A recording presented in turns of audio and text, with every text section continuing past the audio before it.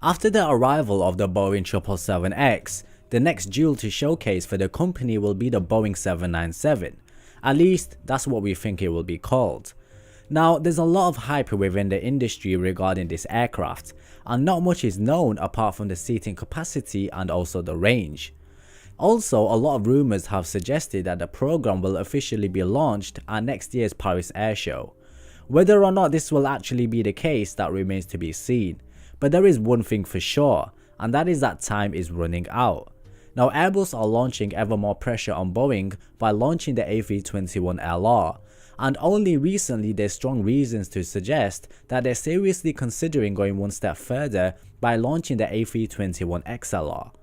Although many people view the A321LR as only a stopgate until the 797 arrives, there's no doubt about it that Airbus are making small progress in gaining orders here and there.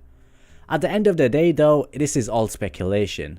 Until the executive board over at Boeing officially launch the program, then take most of the information out there with a pinch of salt. Nevertheless, there are two things which are certain: the seating configuration and the expected range, which was officially told by Boeing at the Farnborough Air Show.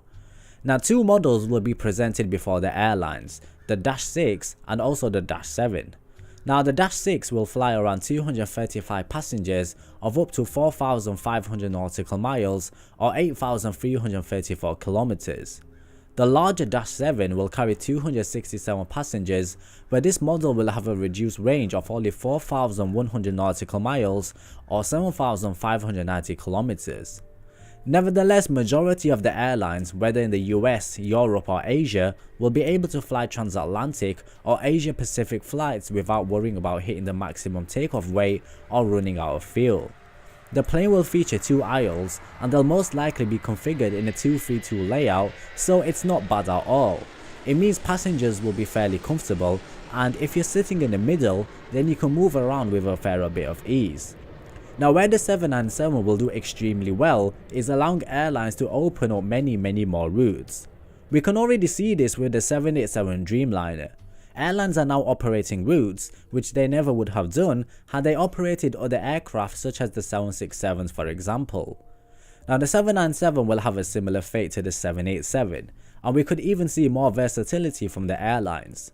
With it dubbed to being the most fuel efficient plane and having great range for an aircraft in its group, it means that the plane will allow airlines to open more point-to-point destinations. This means that you'll be able to fly from London Gatwick to places such as Chicago, Detroit, Dallas and many others, rather than changing for a connection, reducing significant amount of time in transit. Now, Boeing are very hopeful of the plane. Although many people are slating the company due to them taking way too long to provide an answer, they're actually taking their time and studying the market so they can deliver an effective product, and essentially blow anything out of the water that Airbus can present. It'll be around 40% cheaper to operate than the A330neo, and they're estimating around 5,000 planes will be delivered in the next 20 years.